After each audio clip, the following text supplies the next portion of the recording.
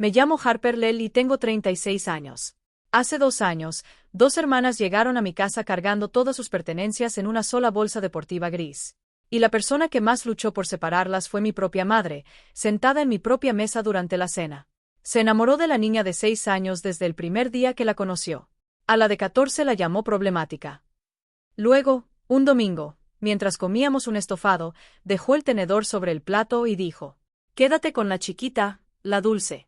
A la grande regrésala». A las 11 de esa misma noche escuché cómo se abría la puerta principal. Mi hija mayor estaba ahí, con los zapatos puestos y la bolsa ya lista, preparada para irse sin hacer ruido para que su hermanita pudiera quedarse. La detuve antes de que cruzara la puerta. Pero lo que mi madre hizo 3 semanas antes de la audiencia de adopción, y lo que aquella niña de 14 años había estado guardando en silencio en su teléfono durante meses, ninguno de nosotros lo vio venir. Ni siquiera el juez, que entró esa mañana cargando un montón de documentos que nadie esperaba. Bienvenidos de nuevo a Calm Drama Stories. Este canal es el lugar donde las personas tranquilas por fin cuentan las historias que sus familias esperaban que nunca salieran a la luz. Historias de traición, de poner límites y de esos momentos en los que todo cambia para siempre. Si te gustan las historias sobre familia, lealtad y decisiones difíciles, déjame un comentario diciéndome desde dónde nos escuchas. Y no olvides suscribirte, porque no vas a querer perderte cómo termina esta historia. Antes de que las niñas llegaran, mi vida giraba alrededor del hospital. He trabajado durante 12 años como enfermera de la unidad de cuidados intensivos pediátricos en Dayton, Ohio. Eso significa que soy la persona que, a las 3 de la mañana, les dice la verdad a unos padres destrozados y sostiene el vaso mientras les tiemblan las manos. Soy muy buena actuando en medio de una crisis. Pero soy pésima para pedir ayuda. Mi matrimonio terminó cuando tenía 32 años. Les voy a ahorrar la versión larga. Yo quería recibir en casa a niños del sistema de acogida. Mi exesposo quería hijos que, según sus propias palabras, vinieran sin equipaje emocional. Él consiguió una nueva esposa. Yo conseguí un abogado, mi licencia para ser madre de acogida y una pequeña casa estilo Craftsman en Beckett Lane que remodelé con mis propias manos. Cambié el cableado, la plomería y hasta la pinté yo sola. Hay algo extraño que no noté durante años. Nunca colgué una sola fotografía en esa casa. 4 años con las paredes completamente vacías y una caja llena de marcos guardada en el sótano. Una parte de mí seguía viviendo como si fuera inquilina de mi propia vida, esperando que en cualquier momento alguien me dijera que mi contrato había terminado. Hicieron falta 2 niñas y un tribunal para entender por qué. La noche que cambió todo parecía una guardia cualquiera. Ingresó una niña de 7 años después de un accidente muy grave. Durante 6 días, ni un solo adulto fue a sentarse junto a ella. Yo le tomaba la mano entre una ronda de medicamentos y otra, pensando: ningún niño debería tener que ser fácil de querer para que alguien aparezca por él. Esa primavera terminé mi certificación como madre de acogida. La llamada llegó un martes de septiembre mientras me preparaba para entrar a quirófano. «Son 2 niñas», me dijo la coordinadora. «Hermanas. Llevan 14 meses dentro del sistema y ya han pasado por 2 hogares». Después bajó la voz, como si estuviera haciéndome un favor. «Solo para que lo sepas, la más pequeña es un encanto. La mayor no confía en nadie». Llegaron un viernes compartiendo una sola bolsa deportiva gris. Nora tenía 13 años. Era alta para su edad y caminaba con la espalda completamente recta. Entró a mi casa de la misma manera en que yo entro a una emergencia médica, observando todas las salidas, contando a los adultos presentes y analizando cada cosa que pudiera salir mal. Sadie tenía 5 años. Era una niña de rizos despeinados, una sonrisa con un diente faltante y no soltaba el puño de la manga de su hermana, como si fuera el único pasamanos seguro del mundo. Su expediente medía casi 5 centímetros de grosor. Pero la historia que contenía era breve y devastadora. Su madre murió de una sobredosis cuando Nora tenía 12 años. Su abuela las recibió en su casa, vendió su automóvil para comprarles una litera y 10 meses después falleció de un derrame cerebral. Después fueron enviadas con una familia de acogida que sonreía cada vez que llegaban los trabajadores sociales. Pero más tarde le preguntaron por escrito a la agencia si podían quedarse únicamente con Sadie. Nora estaba en el pasillo cuando hicieron esa llamada. Escuchó cada una de las palabras. Por eso, cuando alguien me pregunta por qué esa niña no confiaba en nadie, siempre respondo lo mismo. Ella confiaba en las pruebas. Aquella primera noche preparé espagueti, les enseñé su habitación y les dije que todos los cajones eran suyos. Sadie ya estaba dormida antes de las 8, todavía sujetando la manga de su hermana con una mano. Nora solo dijo una vez: «Gracias, señora». Después se acostó sobre la cama sin siquiera quitarse la ropa. Una semana más tarde, mientras pasaba la aspiradora, encontré la bolsa gris debajo de su cama. Seguía completamente empacada. Las playeras perfectamente dobladas, un cepillo de dientes guardado dentro de una bolsa para sándwich y, encima de todo, los zapatos de repuesto de Sadie. La mitad de su vida seguía cerrada con un cierre, apuntando hacia la puerta. Me quedé inmóvil, sosteniendo la aspiradora. Y en ese momento tomé una decisión que cambiaría todo lo que vino después. No dije absolutamente nada sobre esa bolsa. Todavía no estamos bien. Sobrevivimos a eso. Después acercó sus labios a mi oído, con una calidez que parecía falsa, y susurró. «Sabes, no tienes que quedarte con las dos». Me dio una palmadita en la mejilla y caminó hacia el auto, saludando a Sadie por la ventana. Yo me quedé parada en mi propio porche, sintiendo como si hubiera tragado algo helado. En noviembre, mi trabajadora social, María Vázquez, se sentó conmigo en la mesa de la cocina y me explicó todo el camino en varias carpetas. Los derechos de los padres biológicos de las niñas ya habían sido terminados por el tribunal antes de que ellas llegaran conmigo. Esa parte dolorosa ya había terminado. Yo tenía mi licencia. La colocación era estable y podía solicitar la adopción de ambas. En Ohio, las adopciones se realizan mediante el Tribunal de Sucesiones, y María me explicó todo de manera sencilla. Se necesitaban al menos 6 meses de convivencia supervisada, visitas al hogar, informes de su parte, además de un tutor ad litem, un defensor designado por el tribunal llamado Dana Akefer, cuya única función era representar lo que fuera mejor para Nora y Sadie. Entonces María tocó la carpeta y me dio el detalle que terminaría importando más que todos los demás. En Ohio, un menor de más de 12 años tiene que dar su consentimiento para su propia adopción en voz alta frente al juez. Nadie podía responder ese sí por Nora. Ni yo, ni María, ni el Estado. Tenía que hacerlo ella. Con el retraso de los tribunales, calcula que será a mediados del próximo verano para finalizar todo, me dijo María. Tal vez unos 8 meses más. 10 meses parecían una eternidad y al mismo tiempo nada. Luego María cerró la carpeta y se quedó callada de una manera que aprendí a notar. Me explicó que los hogares disponibles para adolescentes eran extremadamente escasos, que los hermanos donde uno de ellos era adolescente casi nunca lograban ser colocados juntos, y que si esta convivencia se rompía por cualquier motivo, las probabilidades indicaban que Nora y Sadie serían separadas, probablemente para siempre. Sadie sería adoptada en menos de un año. Nora terminaría creciendo dentro del sistema de acogida, probablemente en un hogar grupal hasta cumplir la mayoría de edad. Así que todo lo que sea estable en esta casa, dijo María mientras se levantaba y se ponía el abrigo, manténlo estable. Eso no será un problema, respondí. En ese momento, realmente creía que la mayor amenaza para mi familia era el calendario del tribunal. Me equivoqué. El primer ataque llegó en la piscina del centro recreativo, y ni siquiera lo reconocí como un ataque.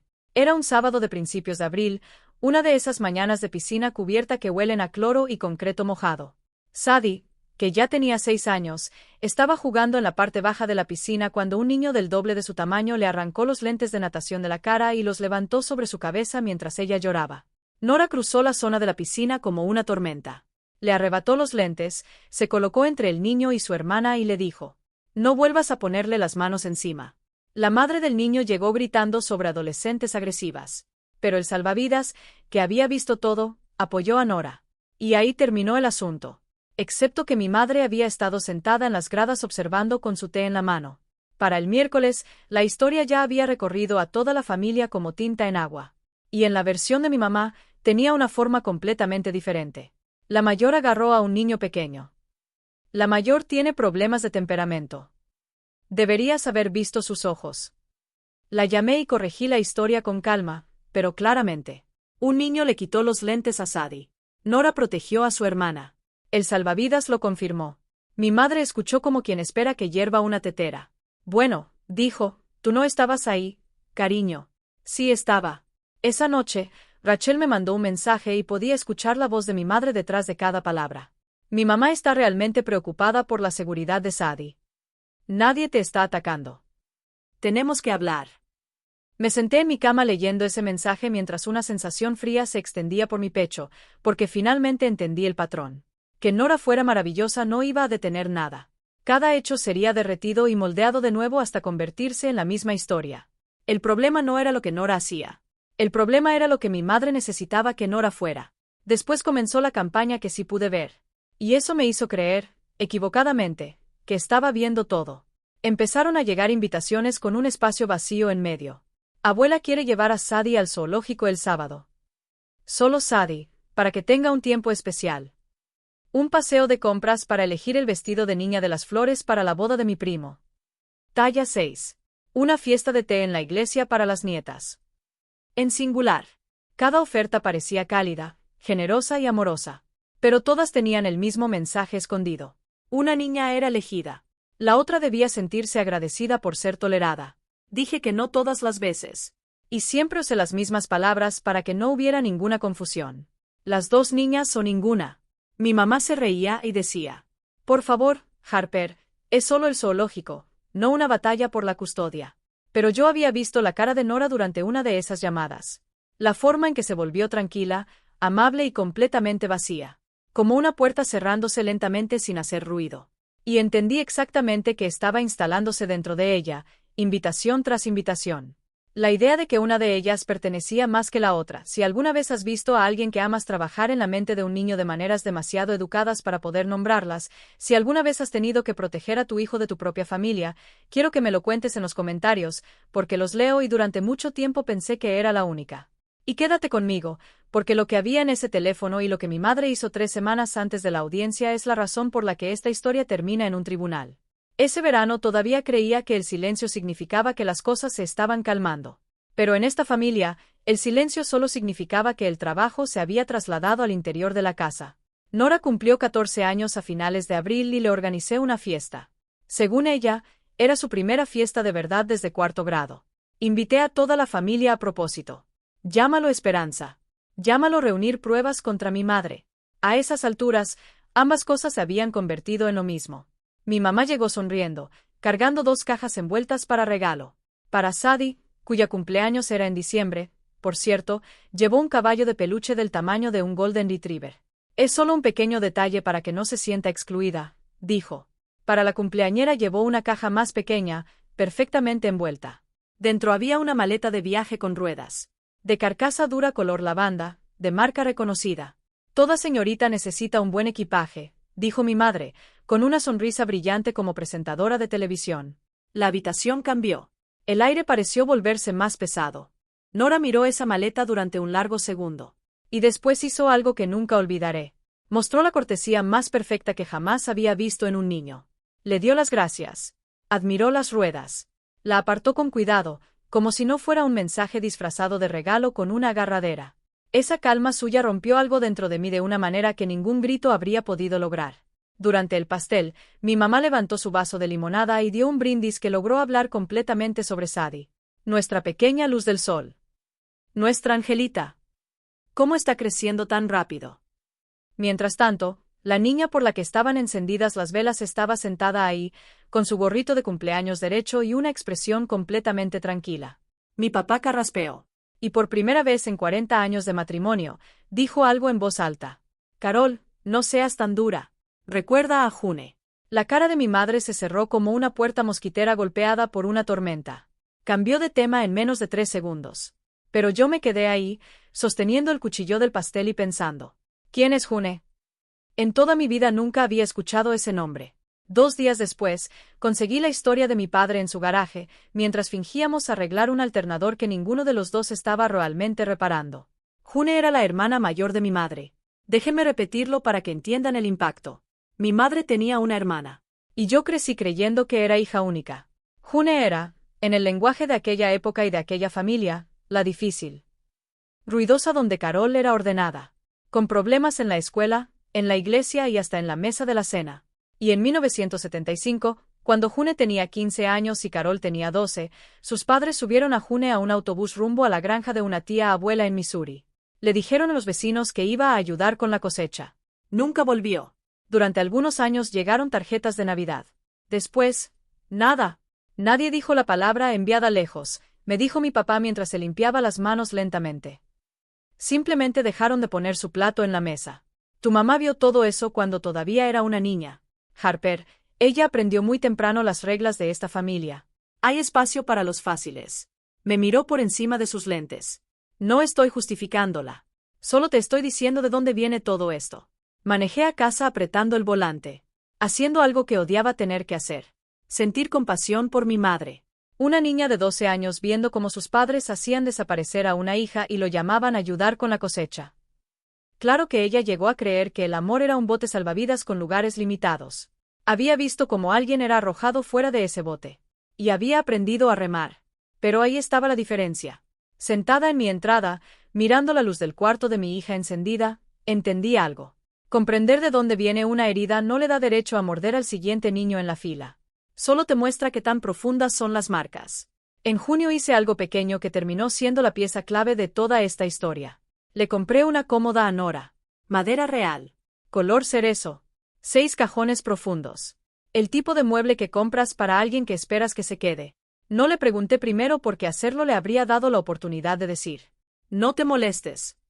Pasamos un sábado pintando su habitación del verde que ella había mencionado que le gustaba una vez, de pasada, 3 meses antes. Yo lo había anotado. Subimos la cómoda por las escaleras nosotros mismos, sudando y riéndonos cuando quedó atorada de lado en el descanso. Sadie nos supervisaba desde el último escalón, comiendo paletas por los dos. Y esa misma tarde, con el olor a pintura fresca llenando la habitación, ocurrió. Sin anuncio. Sin palabras. Nora metió la mano debajo de la cama y sacó la bolsa deportiva gris. Empacada desde septiembre. Empacada durante 3 hogares de acogida.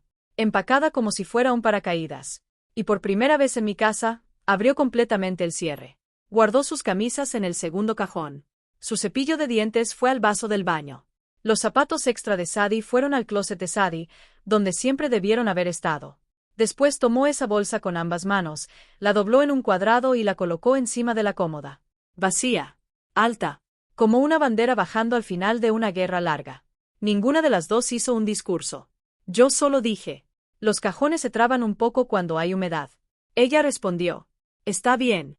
Pero bajé las escaleras y lloré en un trapo de cocina donde ella no pudiera verme. Porque sabía exactamente lo que acababa de presenciar. Ese fue el primer día en que mi hija realmente vivió aquí. La bolsa permaneció vacía exactamente 11 días. 11 días después, mi madre se invitó sola a cenar el domingo en mi casa. Y llevó refuerzos. Rachel y mi padre.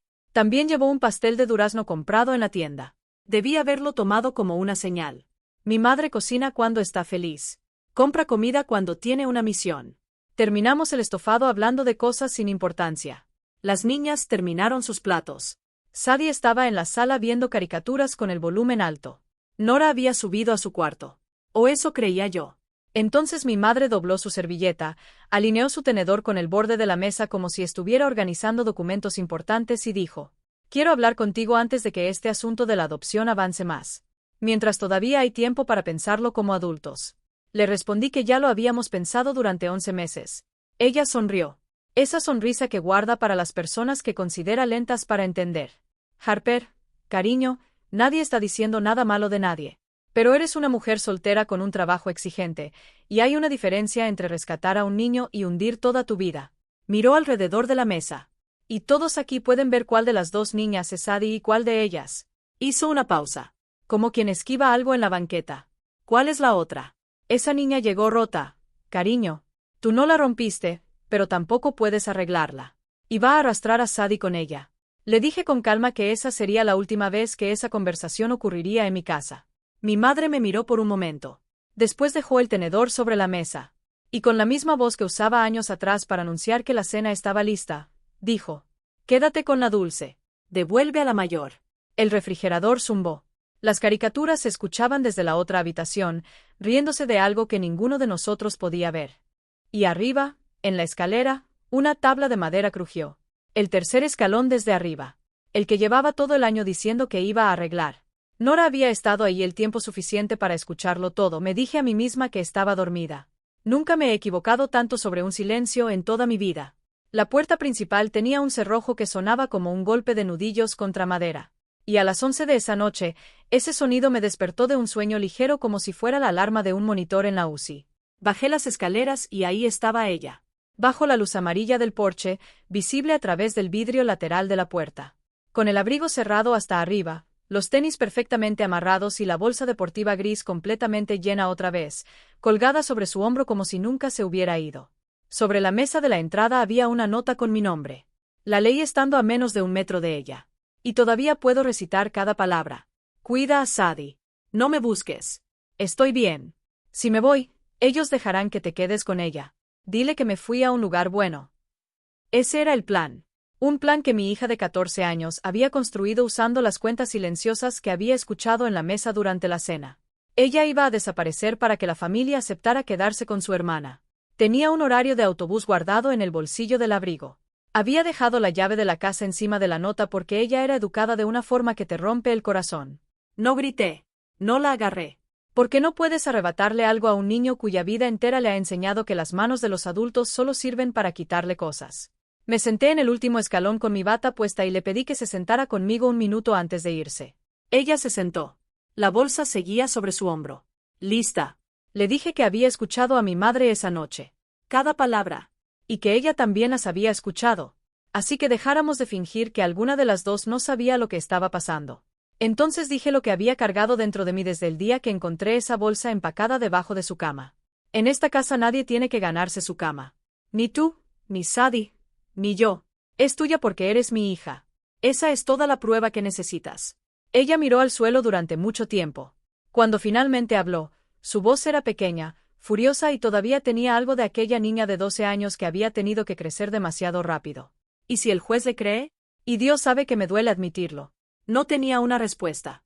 Solo sabía que esa pregunta tenía una dirección de regreso. Y no venía únicamente de Nora. Esa noche Nora durmió con la puerta abierta. La bolsa estaba en el piso junto a su cama. Todavía empacada. No la presioné. Un paracaídas necesita tiempo para confiar en que puede caer sin abrirse. Bajé a la cocina y a las 11:40 de un domingo por la noche llamé a mi madre. Contestó al segundo tono. Completamente despierta. Esperando una disculpa. Lo escuché en su hola. Pero lo que recibió fue el discurso más corto que he dado en mi vida. Esta noche tu nieta empacó una bolsa para escapar de casa para que la familia me dejara quedarme con su hermana. Eso es lo que construyó tu amor. No vas a ver a ninguna de las dos niñas, ni a mí hasta que puedas respetar a ambas. No a una. A las dos. Empezó a decir que nadie le había dicho a esa niña que hiciera algo así. Colgué mientras todavía estaba hablando. Hasta donde yo sabía, nadie había colgado jamás a Carol en medio de una frase.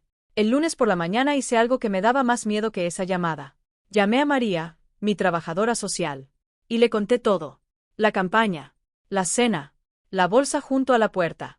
Necesitaba entender lo que eso significaba. Estaba escribiendo voluntariamente el conflicto familiar dentro de mi propio expediente meses antes de que un juez lo leyera. Sin posibilidad de borrarlo después. La Harper de un año atrás habría intentado suavizarlo. Habría controlado la situación. Habría protegido la imagen de una familia perfecta. Pero los secretos eran el terreno donde mi madre siempre había ganado. La luz del día era el único lugar donde yo podía vencer. Así que puse mi propio expediente sobre la mesa. María escuchó, tomó notas, y dijo tranquilamente que esto ocurría más seguido de lo que la mayoría de la gente imaginaba. Rachel me escribió esa semana. Estás destruyendo esta familia por la hija de una desconocida. Leí el mensaje 2 veces. Y no respondí. 2 semanas después, María me llamó. Su voz había cambiado. Harper, alguien presentó algo. Tenemos que hablar. Existe un tipo de arma que usan las personas respetables. Una que no deja huellas. Se llama preocupación. Alguien había firmado como un familiar preocupado y había enviado una carta a la agencia. Decía que la hija mayor en acogida tenía un historial documentado de agresividad física hacia niños más pequeños. Citaba el incidente de la piscina comunitaria. Decía que la casa estaba claramente sobrepasada. Y terminaba preguntando, más desde la tristeza que desde la ira, si la colocación de la niña mayor debía ser reconsiderada por la seguridad de la pequeña. Otra vez esa palabra. Reconsiderada. María se sentó en mi mesa de cocina y me dijo la verdad. Ella no creía ni una sola palabra de esa carta. Pero eso no importaba. Una acusación de seguridad contra un menor bajo cuidado estatal activa una evaluación obligatoria. Entrevistas. Visitas al hogar. Todo el proceso. Y hasta que terminara, nuestra audiencia final de adopción, que estaba programada para dentro de 3 semanas, quedaba suspendida. La fecha del tribunal. Esa fecha que yo les había prometido a 2 niñas como si fuera un amanecer esperando llegar. Se convirtió en una sola frase. Pendiente de revisión. Hice la pregunta cuya respuesta ya conocía. ¿Hay alguna manera de acelerarlo? El procedimiento es el procedimiento, dijo María. Y la parte más cruel era que tenía razón. Los procedimientos existen por una razón. Protegen a niños como Sadie todos los días. Pero también le entregan un formulario con mucho poder a cualquiera que tenga una queja y buena papelería. Después de que se fue, leí una copia de esa carta tantas veces que pensé que la tinta debería haberse borrado. Anónima, la historia de la piscina estaba deformada exactamente de la misma manera en que mi madre la había contado durante la cena. Y ahí estaba, en la primera línea, como si fuera una firma escondida, la preocupación amorosa de alguien por la niña a la que ella había llamado la Dulce. Si nunca has tenido que ver cómo inspeccionan a tu familia bajo la sospecha de que puede hacerse daño a sí misma, espero que nunca descubras lo que eso le hace al aire dentro de una casa. El equipo de evaluación vino 2 veces. Una visita programada y otra sin aviso. Fueron amables, profesionales y muy detallistas. Y quiero dejar algo claro. No tengo resentimiento hacia ninguno de ellos. Estaban haciendo exactamente lo que yo hubiera querido que hicieran si la carta hubiera sido verdadera. Pero me quedé en mi propio pasillo viendo cómo una especialista entrevistaba a mi hija de 6 años usando muñecas y preguntas suaves. ¿Alguien en casa te asusta alguna vez? ¿Tu hermana alguna vez te lastima? Y Sadie, con esa honestidad literal que tenía, respondió. Lo más aterrador de la casa es el calentador del sótano. Y después preguntó si podía quedarse con la muñeca de cabello amarillo. La entrevista de Nora fue peor precisamente porque era demasiado buena en ella. Se sentó derecha. Respondió con frases completas. Anticipó las preguntas siguientes. Observándola desde la puerta de la cocina, entendí que estaba viendo una habilidad perfeccionada durante años. Años de ser el expediente que todos leían antes de conocerla. Otra vez estaba demostrando que era segura para extraños porque un adulto que decía amar a esta familia había decidido que ella era un problema que debía documentarse. Toda mi capacidad quedó inútil durante esas semanas. Puedo dirigir una emergencia médica. Puedo acompañar a un padre durante la peor hora de su vida. Y aquí no podía hacer nada más que responder preguntas y mantener limpia mi cocina.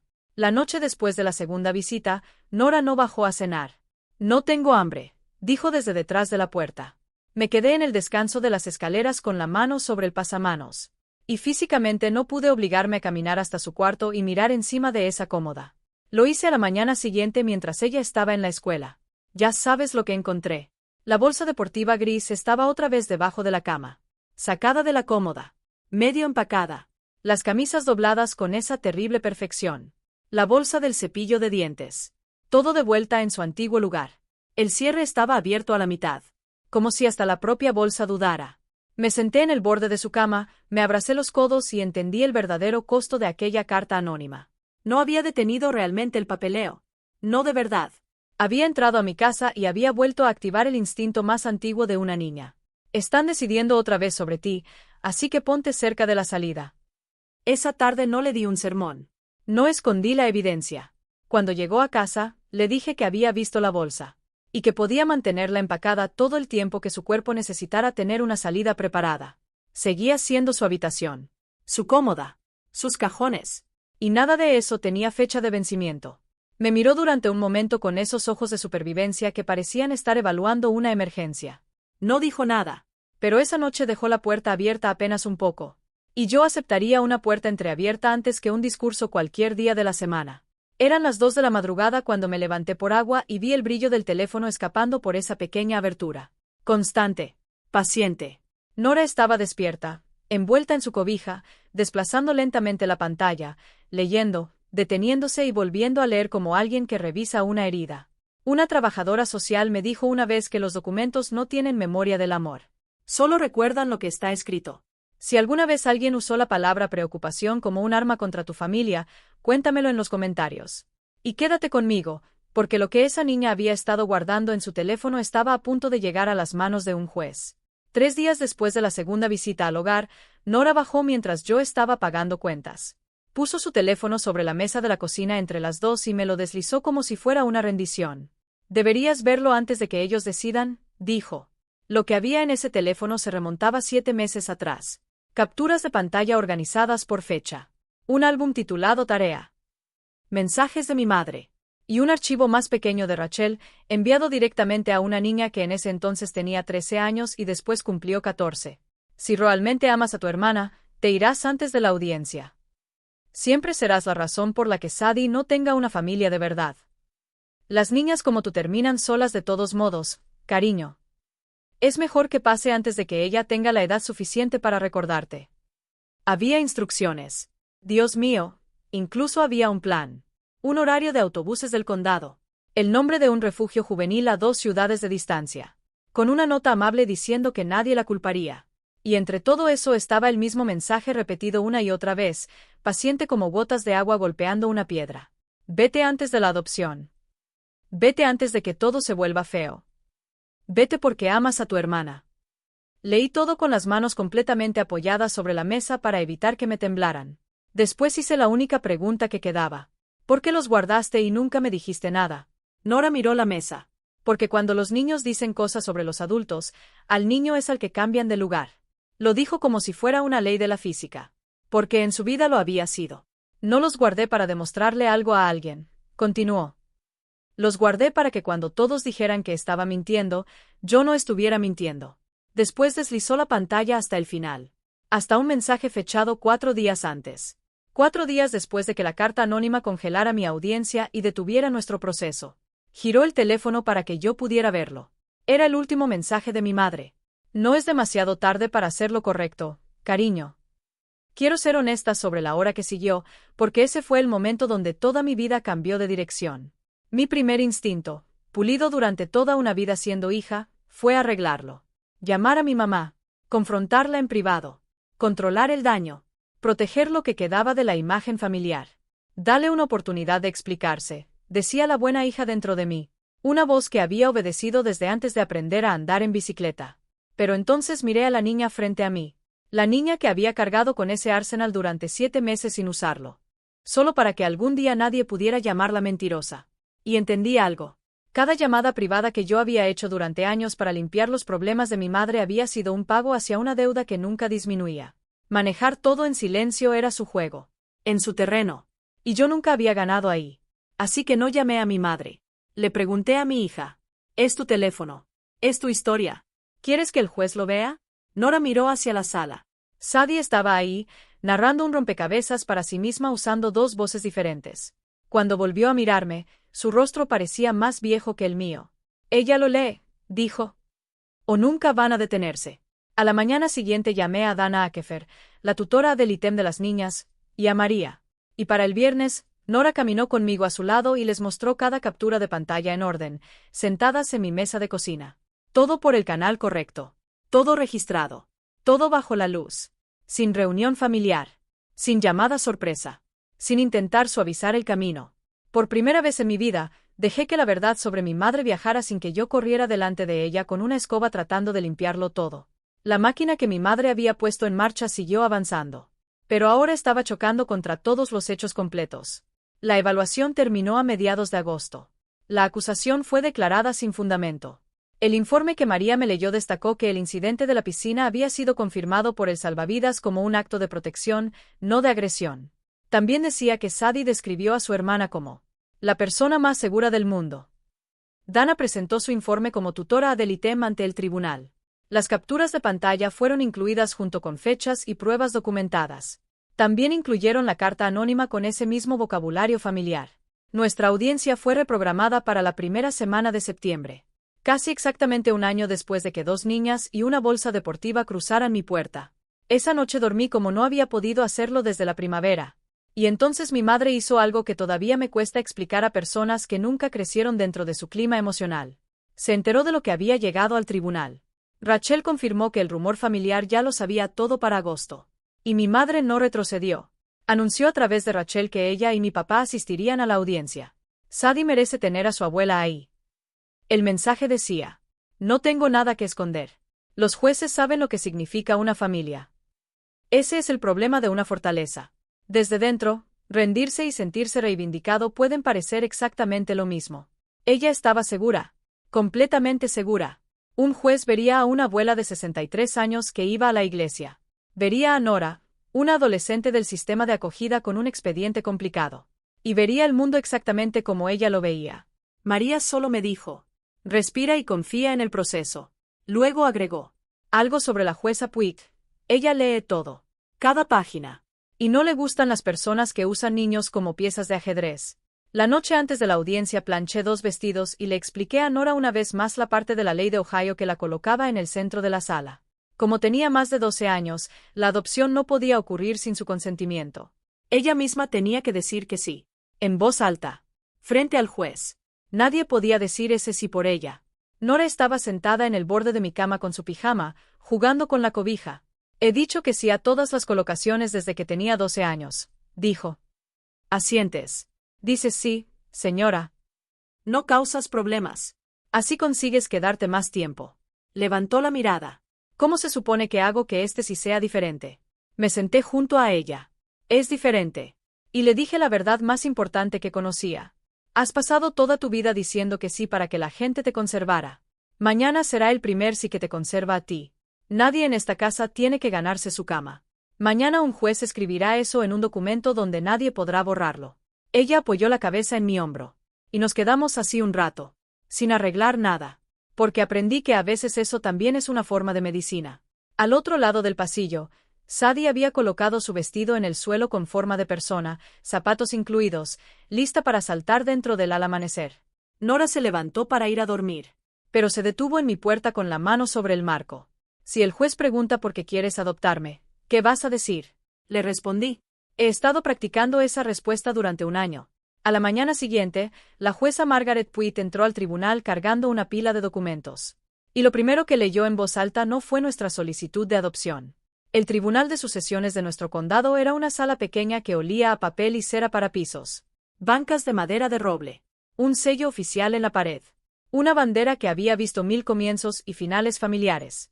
El día de la finalización de una adopción debería ser una celebración. La secretaria tenía una cámara en su escritorio para las fotos que las familias suelen tomar después junto al banco del juez. María estaba sentada con nosotros en la mesa principal. Dana a su lado. Sadie estaba a mi izquierda con su vestido amarillo, moviendo los pies.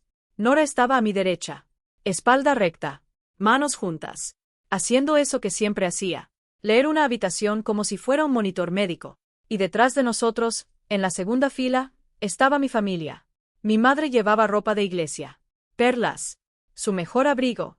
Y esa expresión tranquila de alguien que ya espera ser perdonada. La expresión de una persona que cree que la institución siempre estará de su lado porque siempre lo estuvo. Incluso saludó a Sadie moviendo los dedos. Y Sadie, con 6 años y sin saber nada de la batalla, le devolvió el saludo. Rachel revisaba la agenda como si fuera una lista de propiedades. Mi padre estaba sentado entre ellas con el sombrero entre las manos, mirando la bandera. Yo le había dicho a María que podrían venir. Ella me explicó que la audiencia no era privada y que la familia normalmente asistía a las adopciones. Nada de que estuvieran ahí iba contra las reglas. Solo se sentía como una emboscada porque yo sabía lo que estaban esperando. La mano de Nora encontró la mía debajo de la mesa, fría como una piedra de río. Entonces la puerta junto al estrado se abrió. La jueza Margaret Puit entró. Y no llevaba una carpeta delgada. Llevaba una pila de documentos gruesa como una guía telefónica. La colocó lentamente sobre el estrado. Con cuidado. Como alguien que está dejando algo que piensa utilizar. Todos nos levantamos. Todos nos sentamos. La jueza se puso los lentes y miró la sala por encima de ellos antes de hablar. Antes de que este tribunal continúe con las solicitudes, dijo, hay materiales en este expediente que requieren salir a la luz porque afectan el bienestar de los niños frente a mí. Abrió la pila. Y lo primero que leyó en voz alta en esa sala no fue nuestra petición de adopción. Fue la primera línea de una carta anónima. Escribo por amor a mi nieta, la Dulce. Dejó que esas palabras quedaran flotando en el aire. Escuché cómo cambió la respiración de mi madre. Una inhalación fuerte por la nariz. Porque hay frases que puedes negar hasta el momento en que un juez te las devuelve usando tus propias palabras. La jueza Puit continuó. Leyó página por página. La acusación. La evaluación sin fundamento. La verificación. El cierre del caso. El informe de la tutora Adele Item. Y después, sin dramatismo, leyó 2 de los mensajes de texto en el expediente. Solo 2. Con el mismo tono neutral con el que alguien leería una etiqueta médica. Si realmente amas a tu hermana, te irás antes de la audiencia. No es demasiado tarde para hacer lo correcto, cariño. Vi cómo las sonrisas en la segunda fila desaparecieron una por una. Primero la de Rachel. Después la de mi madre. Esa seguridad tranquila se drenó de su rostro como agua saliendo de un fregadero. Porque la institución no estaba de su lado. Mi madre se levantó a medias. Su señoría, escribí por amor. La jueza Puit no levantó la voz. La bajó. Señora, en esta sala el amor se demuestra con acciones. Por favor, siéntese. Después me miró a mí. Señora Lel, tengo preguntas. Bajo juramento, por favor, presté juramento con las manos firmes y las rodillas completamente fuera de control. La jueza Puig se quitó los lentes. Estas comunicaciones vienen de su madre y de su hermana, dijo. Este tribunal está a punto de hacer que estos niños sean suyos de manera permanente. Así que necesito escuchar su plan, señorita Lel. No sus esperanzas. Su plan. Hizo una pausa.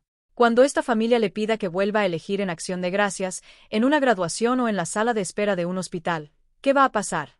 Y ahí estaba. La pregunta que había estado evitando de una forma u otra durante toda mi vida adulta. Ahora llevaba una toga. Y esperaba mi respuesta bajo juramento. Entendí exactamente lo que tenía delante. Podía suavizarlo. Hablar de tensiones familiares. De trabajar en la relación. De terapia. El vocabulario estaba ahí. Gastado por años de usarlo yo misma. Y eso habría preservado una versión frágil de mi relación con mi madre. O podía decir la verdad en un registro judicial que nos sobreviviría a las dos. Miré a mi madre. La mujer que me enseñó a leer. La mujer que cortaba mis manzanas en forma de conejos. La mujer que aprendió a los 12 años que una familia era un bote salvavidas del que alguien podía ser arrojado. Y elegí. Mi casa no es una prueba de admisión, le dije a la jueza. Mantuve mi voz de la UCI. Tranquila. Lenta. Controlada.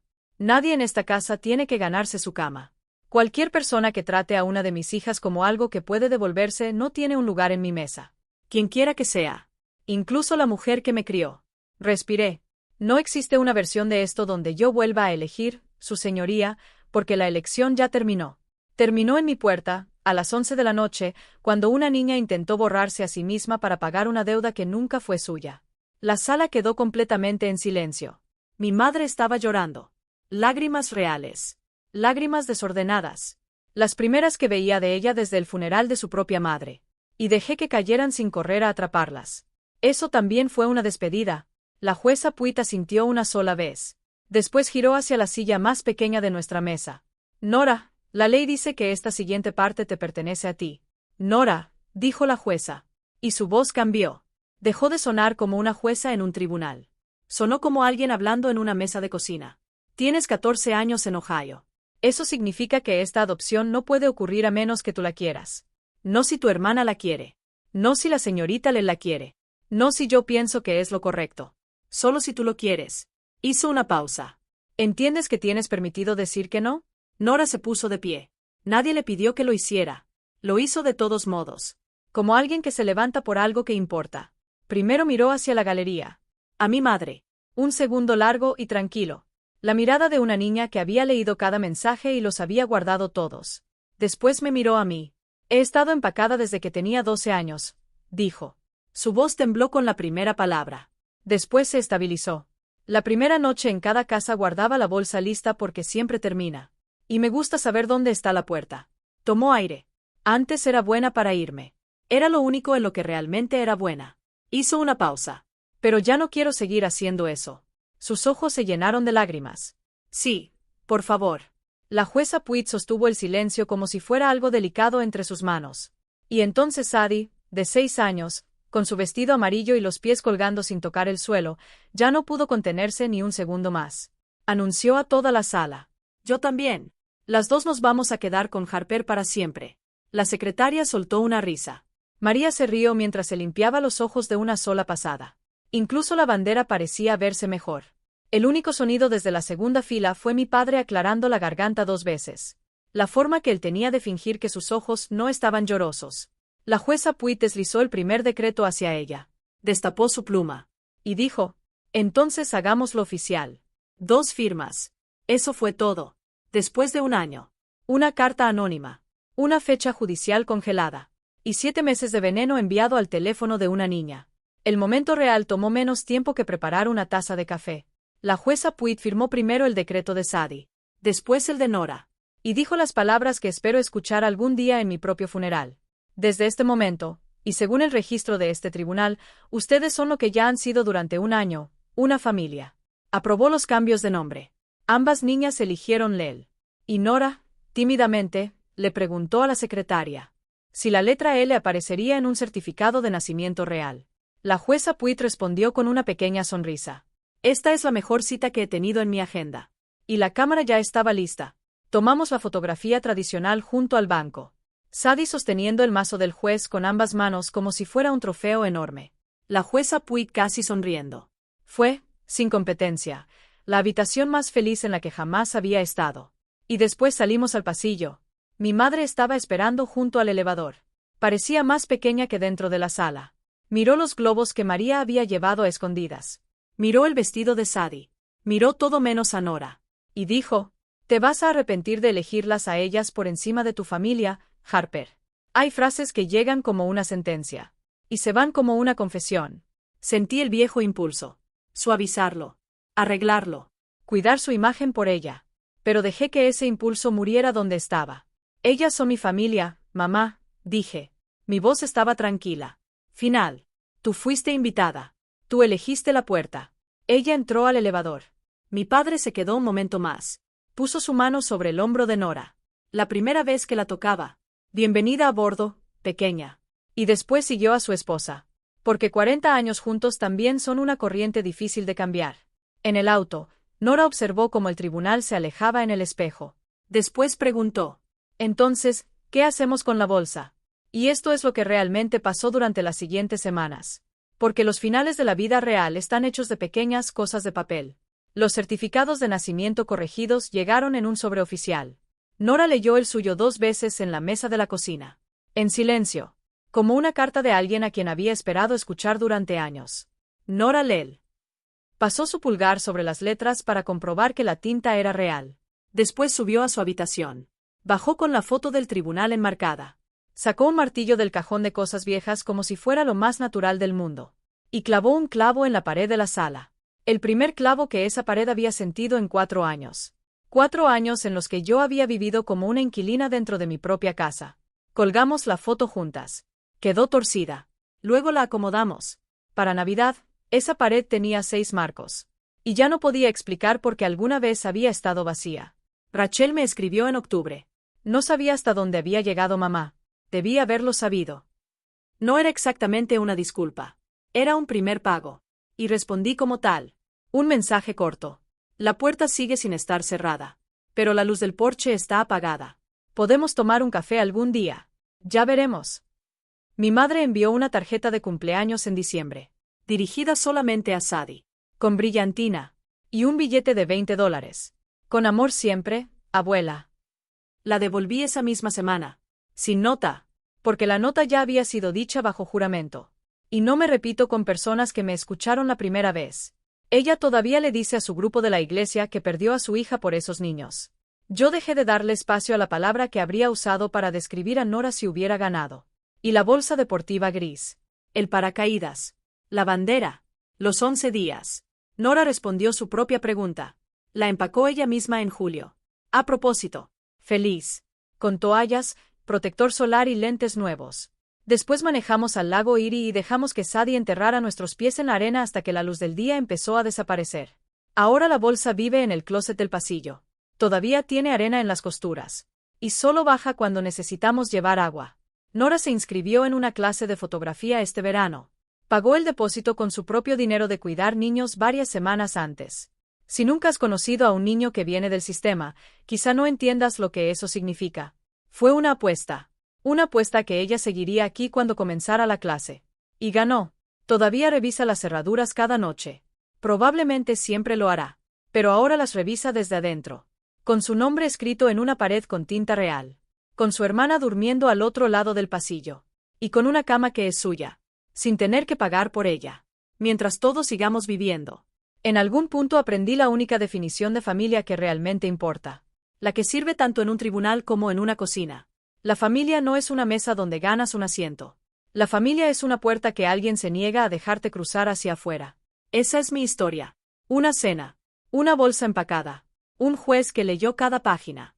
Si alguien en tu vida alguna vez te eligió en voz alta cuando eso le costaba algo, dile hoy lo que significó. Y si esta historia te recordó que el amor se demuestra con acciones, compártela con alguien que necesite escucharla. Déjame un comentario. Suscríbete. Y nos vemos en la próxima historia.